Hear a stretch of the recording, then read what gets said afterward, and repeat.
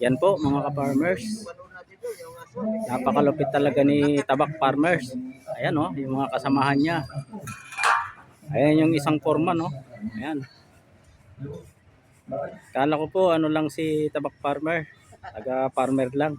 Yun pala, napakagaling talaga sa mga concrete. Kita nyo po yung mga pincing, ayan yung mga bakod po. Oh. Nakita nyo, di ba? Napakagaling niya. Ayan po siya. Oh. Oh. Napakalupit.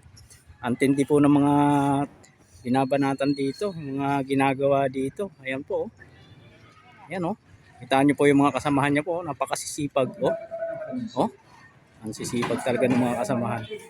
Ayan po. Ang luwag na po ng natapos ni Tabak. Oh. Oh.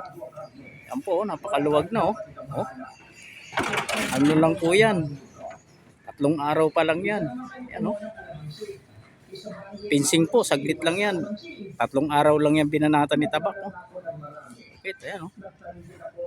Tahan nyo naman po. Kaya kung gusto nyo pong magpagawa, kontakin nyo lang po yung page nyo po. Yan. Napakagaling na tao pala na ito.